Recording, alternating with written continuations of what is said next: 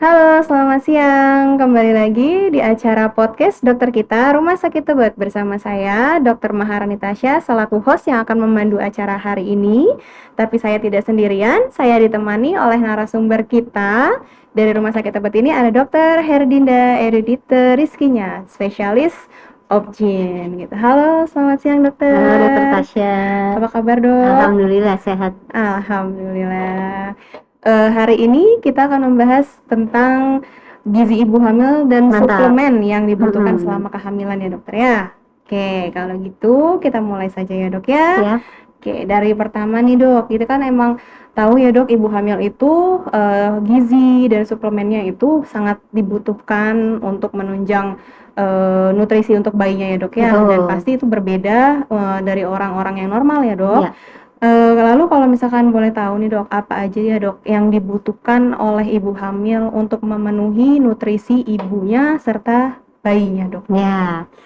Oke, ibu hamil nih kondisinya tricky ya. Banyak faktor eksternal yang memengaruhi kesehatan ibu maupun dari bayinya. Tapi yang penting bagaimana kita dapat melahirkan janin yang berkualitas. Betul. Nah, yang paling bisa kita intervensi dan kita edukasi kepada ibu-ibu dan keluarganya dan pasangannya, supporting sistemnya adalah tentang masalah gizi.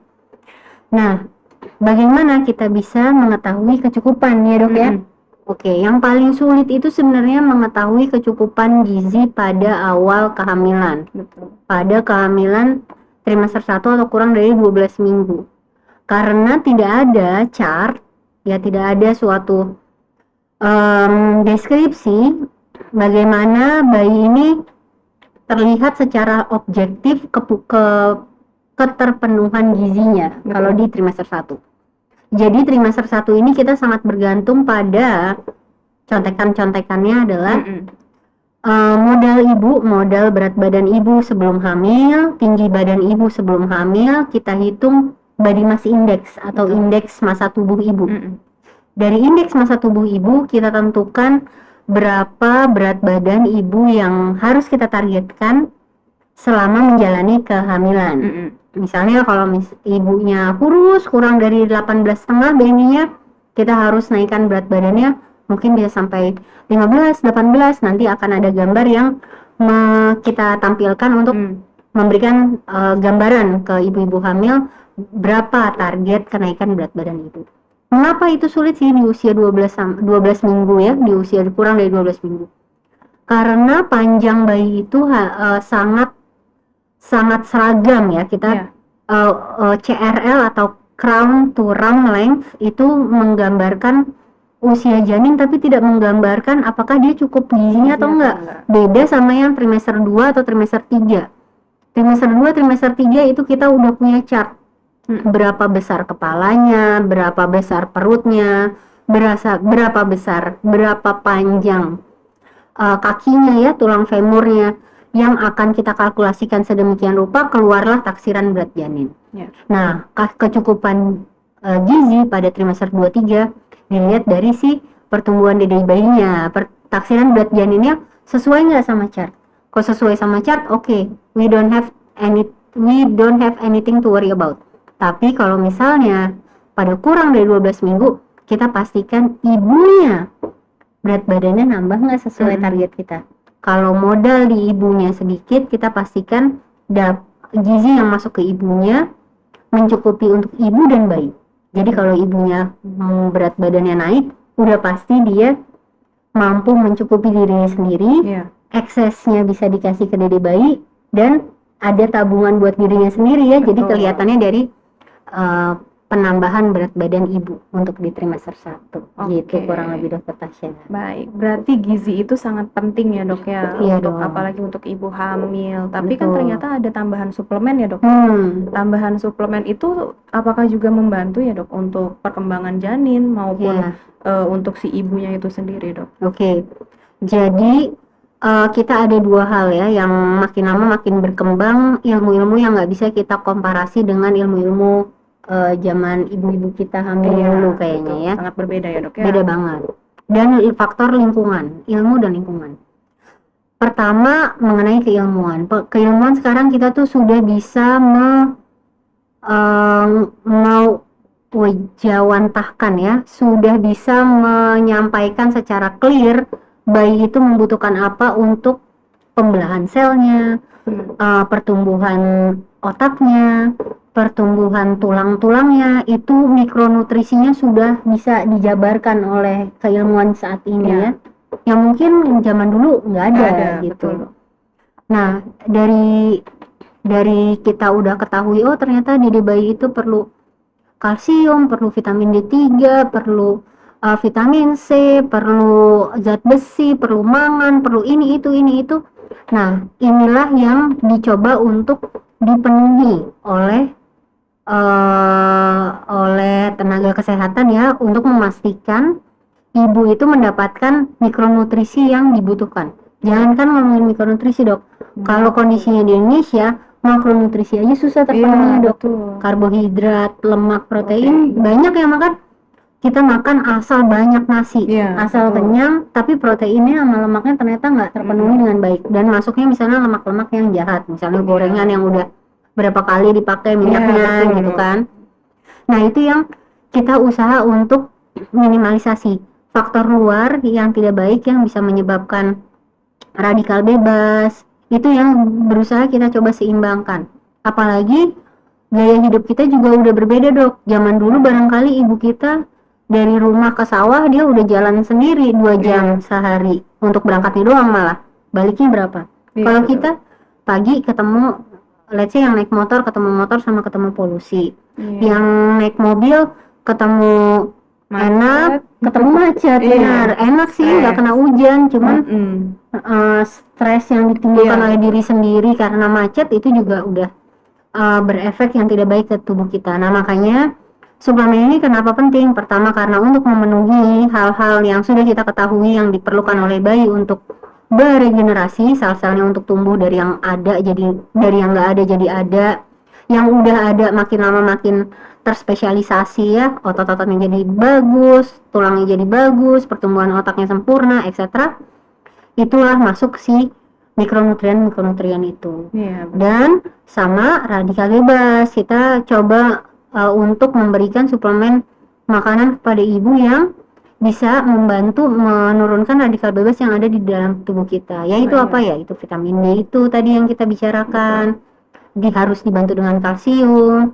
Zat besi diperlukan untuk pertumbuhan otak bayi. Nantinya kita pengen anak kita jadi presiden gitu.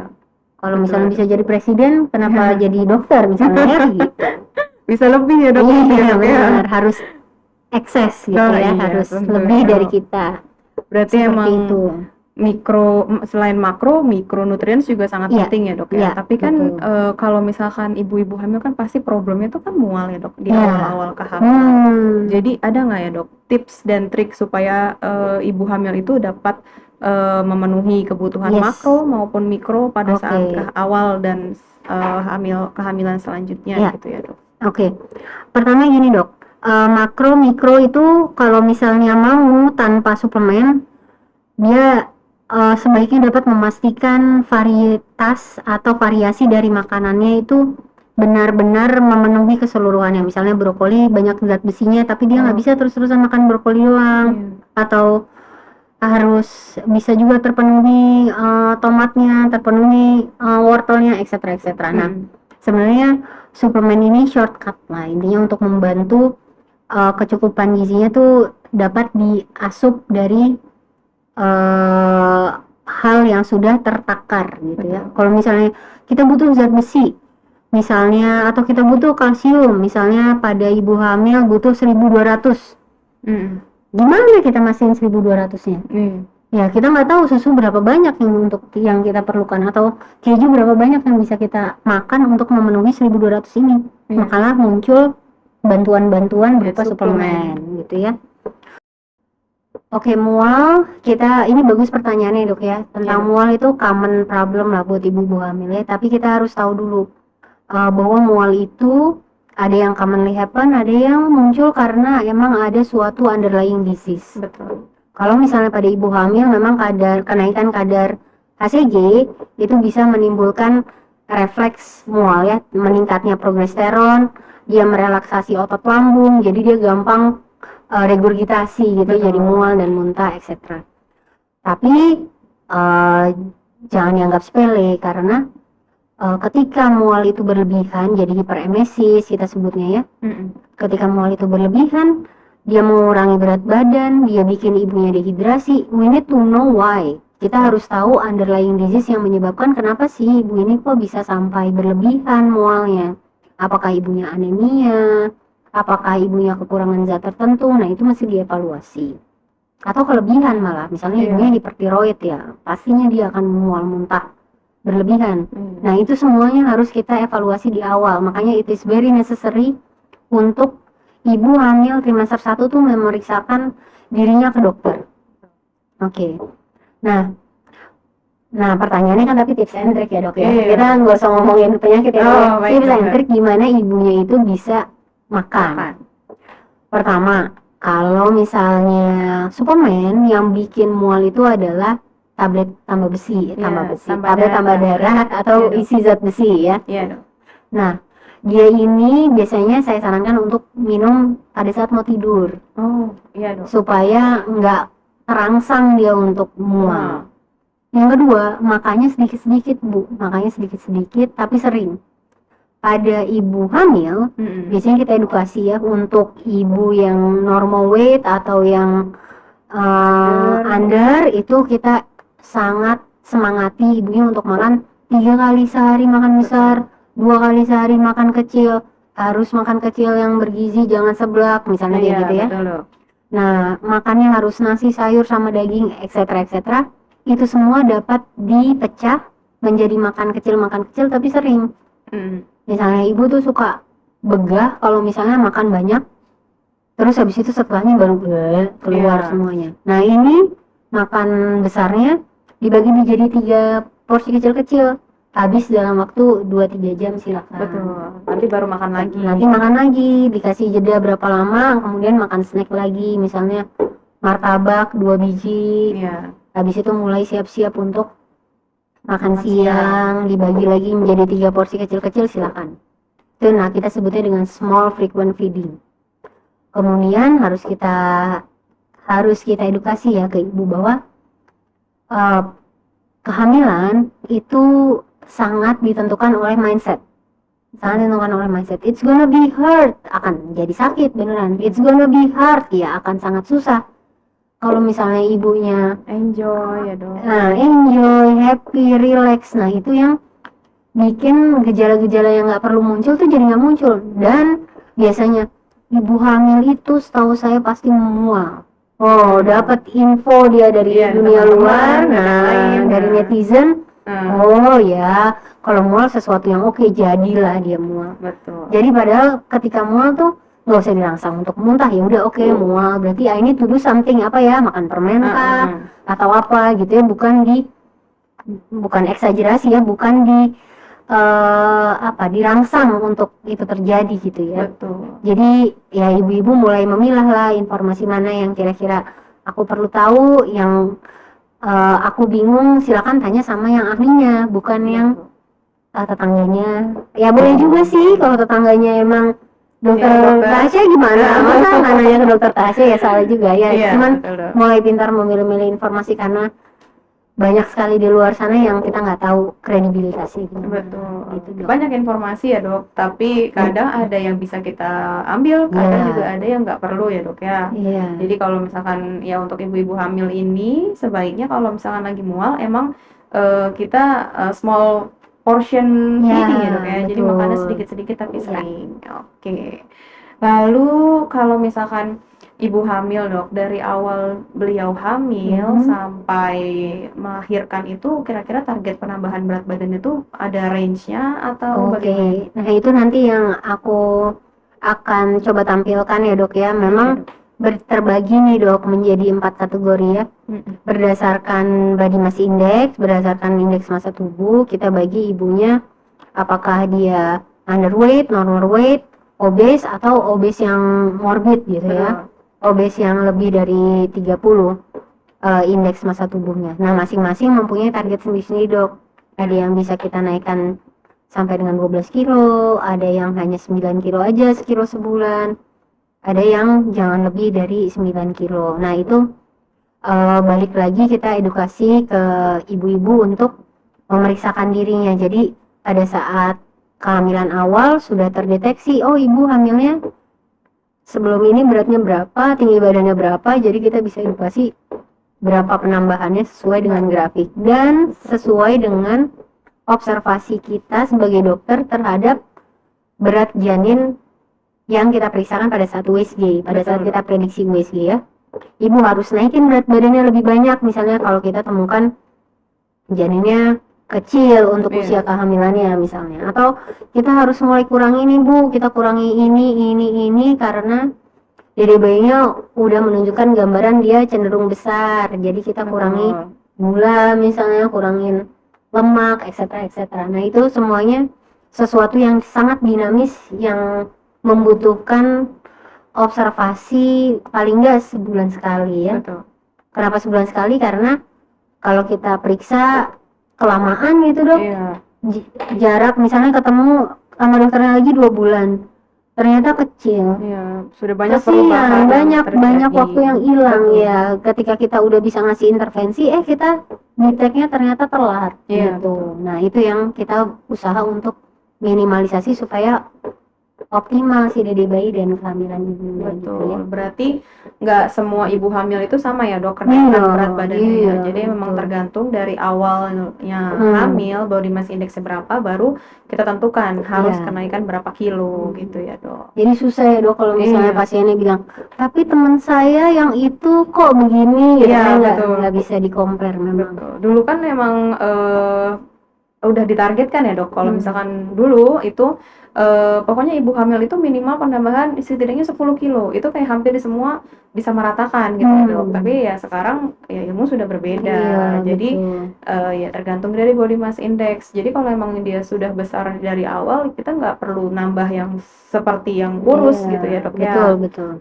Baik, oke, mungkin itu saja ya dok ya. Jadi ya saya simpulkan lagi dari acara podcast kita ini yang kita membahas gizi dan suplemen bagi ibu hamil memang sangat penting sekali. Dari gizinya mau dari makro ataupun mikronutrien itu penting. Jadi nggak cuma karbohidrat, protein, lemak itu, tapi juga ada mikronutrien juga. Jadi bisa dari asam folat, bisa dari tablet tambah darah, bisa vitamin D, kalsium, itu juga sangat penting. Dan nggak cuma didapatkan dari makanan sehari-hari aja ya dok ya, bisa juga dari suplemen untuk menambah dan menunjang ibu hamil untuk memenuhi kebutuhan gizinya dia selama kehamilan. Dan juga yang tadi sudah dibahas terakhir, berat badan itu tergantung dari body mass index awal ibu kehamilan. Jadi tidak semua ibu hamil harus disamaratakan untuk berapa kilo penambahannya gitu. Jadi tergantung dari body mass index ibu hamil saat awal kehamilan, begitu ya dok. Oke, benar. Oke, semangat ya ibu-ibu ya. Jadi jangan takut untuk hamil ya dok. Enjoy the pregnancy. Enjoy the pregnancy. Jadi ya wajar kalau mual ya dok ya pas awal-awal kehamilan, tapi nanti akan kita bantu. Kalau misalkan dikonsultasikan, pasti ya kita akan membantu bagaimana tips dan trik makannya supaya bisa masuk saat kondisi mual itu tiba-tiba timbul gitu. Baik, sekian pembahasan podcast kita hari ini. Terima kasih Dokter Herdinda atas waktu dan materi-materinya ya dok ya. Sekian dari kami, selamat siang, terima kasih. Terima kasih semua timnya. Assalamualaikum warahmatullahi wabarakatuh.